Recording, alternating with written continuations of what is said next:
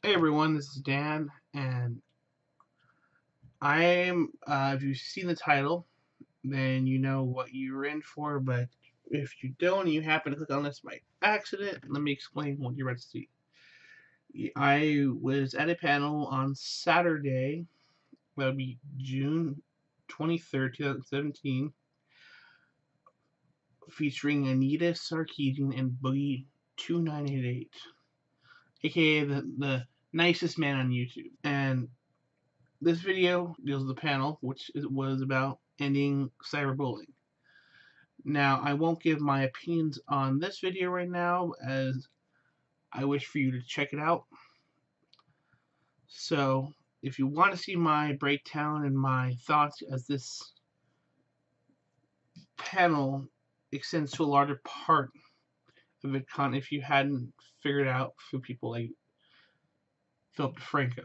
So, thank you for watching this introduction, and I hope you enjoyed the first 18 minutes, which, as I'm sad to say, I could only film as didn't want to waste the power on my phone, and I didn't have a camera, so please enjoy Ending Cyberbullying, featuring Boogie2988 and Anita Sarkeesian. Did we get it right?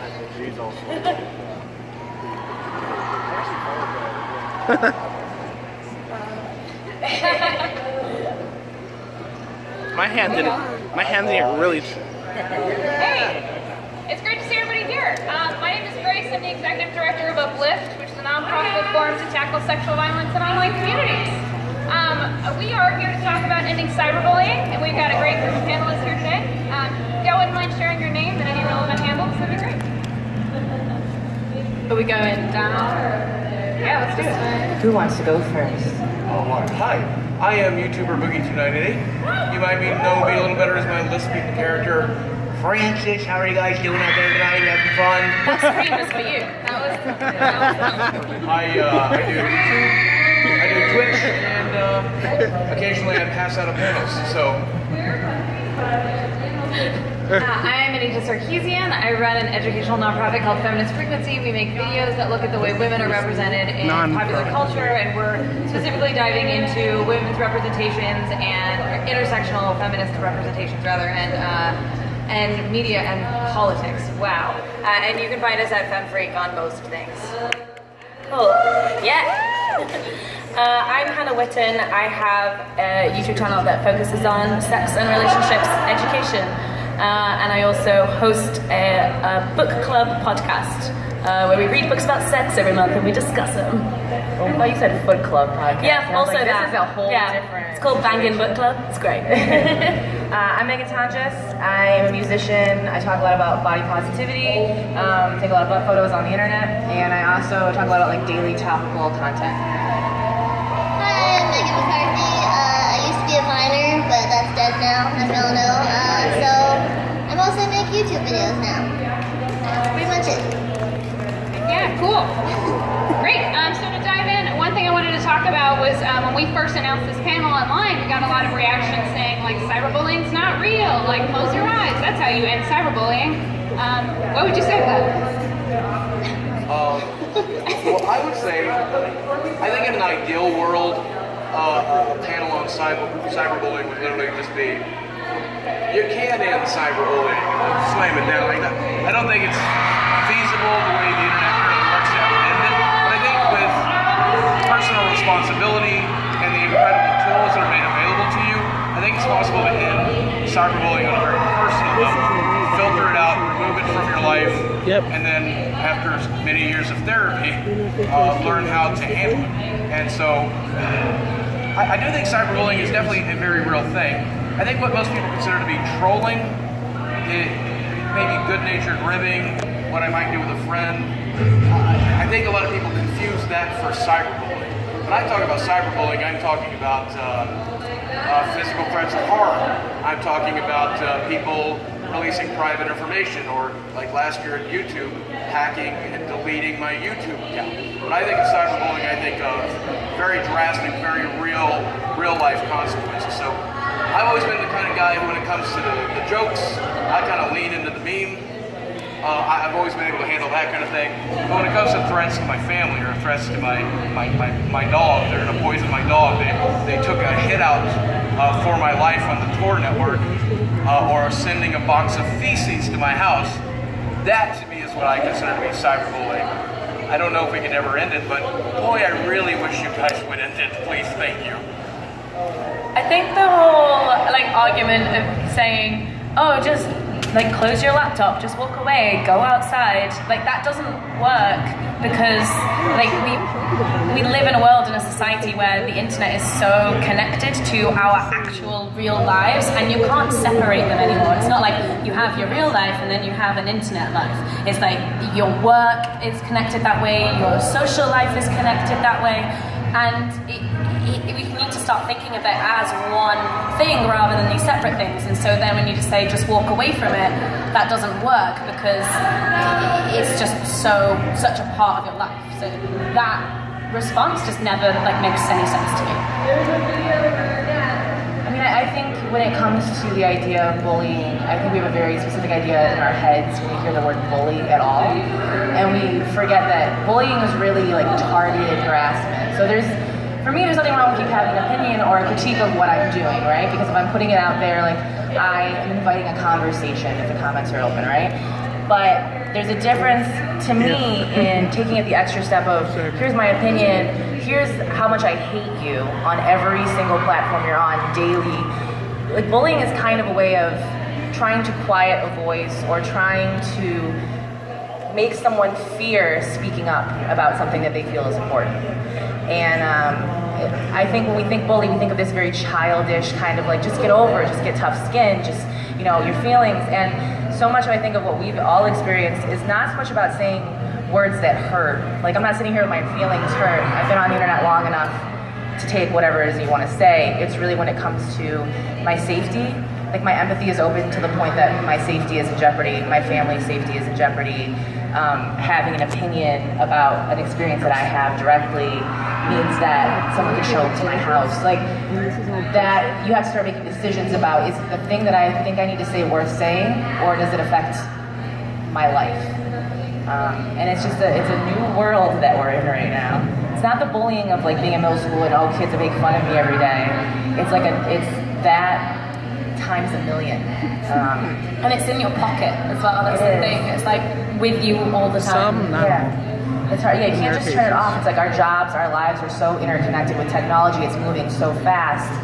And I think a lot of things that I'm sure we'll get into, but I think the desire to just say, just get over it, just close your laptop is a little lacking in how layered technology is with our lives right now. I want to echo what you're talking about in terms of language. I don't even like the word cyberbullying. I think that it's not the point. I think it's too easy to think of bullying as a thing that kids do on the schoolyard and sticks and stones, blah, blah, blah. Trolling is a specific thing that is used incorrectly all the time.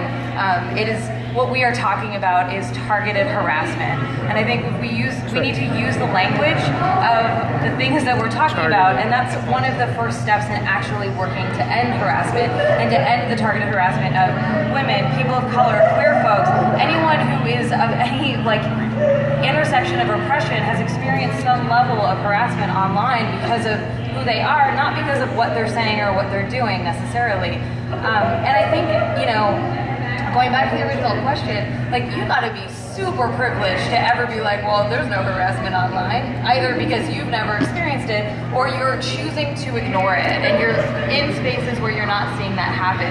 Because it is a sad reality of digital space and online space that we are targets of harassment constantly, whether it's just one hateful message every now and again or a mob that's been going after you for years and years and years. So it's, it's just dumb. It's just outrightly incorrect to say harassment isn't happening, especially given that I have sat on a panel, called this, and panels about this so many fucking times, and we're still here, right? We're still trying to justify that we're being abused and harassed online, and this is real. Yeah, I would actually love love to dive into that a little bit more about the idea of critiquing versus bullying. Like how can someone critique somebody else in a way that isn't bullying? Don't harass them. Yeah. Yeah. What does that mean? So like how do you offer like positive? It's not hard to be respectful and say, I disagree with you for these reasons, right? And come at it with the benefit of the doubt that you're coming, where you're truly trying to intellectually have a conversation with somebody else, right? I feel like I get a lot of folks who say, well, what's the difference? Like, how do you draw the line? Where is it? And I'm like, I think it should be pretty clear what's harassment. Like, if you're like, hey, what you said was dumb, you stupid bitch, like, that's harassment. If you said, I disagree with your points because there's this example in X, Y, and Z or what have you, that could be better. I will just add, not to take up too much space, but I will just add that I think a lot of times, you know, like I think that harassment is much broader than you defined it.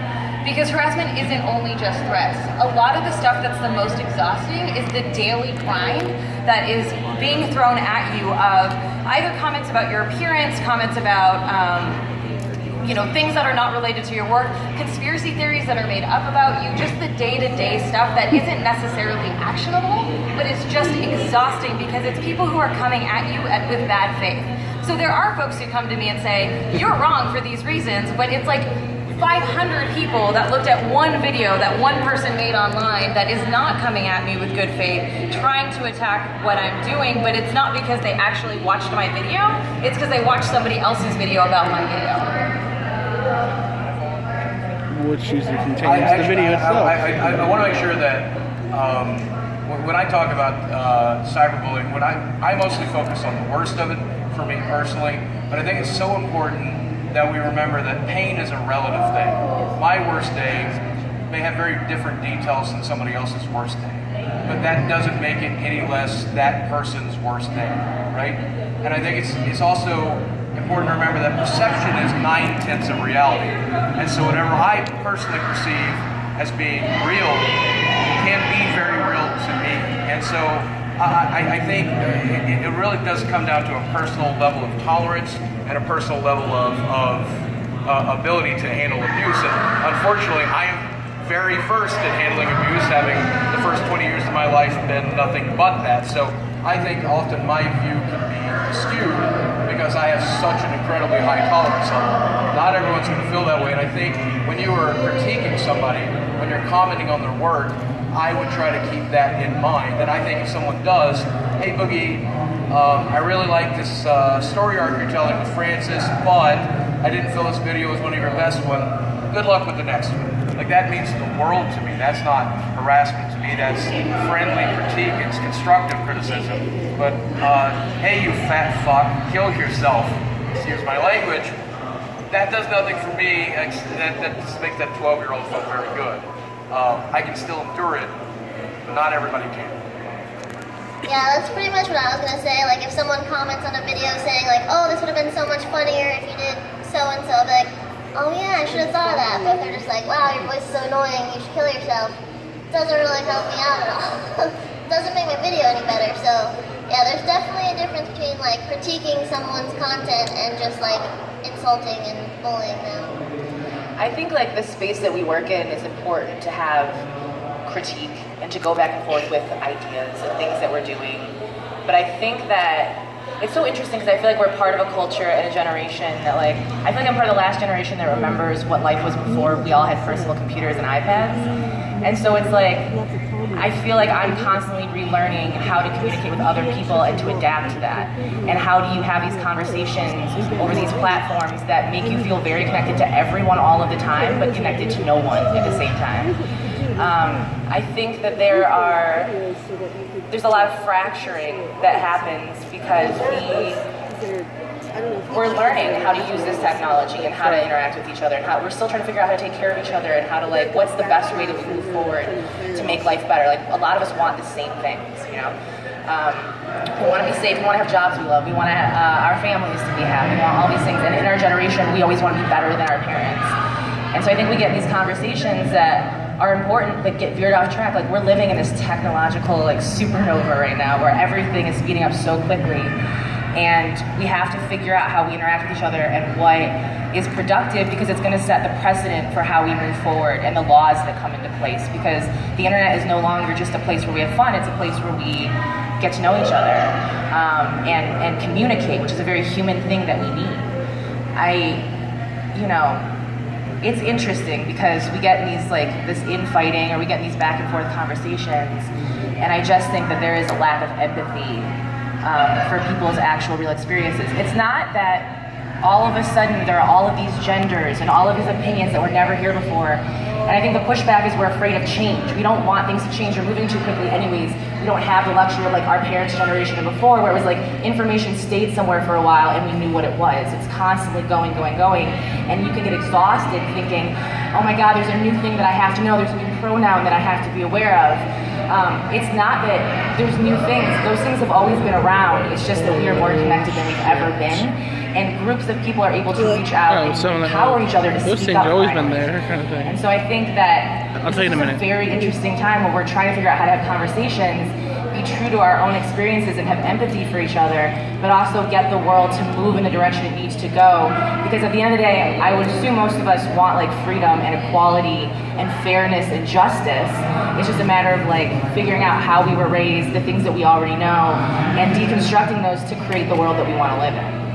And to have the conversations that we want to have and that we want to be a part of. I blacked out and said a lot of things. What did I say? I think that made sense. I really like you saying about how just how much technology's changed, because I didn't have a smartphone until I was 20, and there's so many people at this event who have probably had a smartphone since they were 5. And so it is such a different world to navigate. And I remember in school, the advice we would be given about cyberbullying would be don't meet up with strange men that you met in chat rooms. And we're at a convention now where we're all strangers and we all met on the internet. And 15 years ago, it was just don't do that. And now there's 20,000 people in one place. So yeah, it's scary, and I think technology is moving a lot faster than how we're figuring out how to cope with that and navigating that world. So it feels hard because we're constantly playing catch up. Yeah, I would love to dive more into that, the idea of empathy, and when it comes to ending cyberbullying on a social level, what are some ways that y'all as creators try and do that? If you do that, how do you try and build that empathy within your communities? I personally, I try to focus on the positive and not the negative. I've made a couple of reading mean tweets or reading mean messages, but I think when you give those people attention, you give those people power. So I very much try to take the high road and try to take the moral road. I think it's very important to remember that even though I might be a target of harassment, I have to not put more harassment into the world. And I think it's all right to defend yourself, certainly, but you have to do it in a very high road, in a very moralistic way. And I think it's also important to foster positivity in your community. If I do respond to, actually me and Megan were talking about this recently, if I respond to a negative tweet on Twitter, I will always respond to a few positive tweets as well to try to foster that in my community. And I think when it comes to the internet, as creators and as pundits here and personalities on the internet, people want our attention. And I think we get to pick the type of attention we give them. And if we give them positive attention and show them that that's what will be rewarded, then you will get so much more of it. And I think when we show ourselves as bothered by it, or just show them the truth that nobody can truly handle that stuff, it can often result in an amplification. And I think it's one of the biggest mistakes we can make. Two wrongs never make a right. And I really think it eventually digs you into a hole that you may never be able to get out of if you respond negatively too often.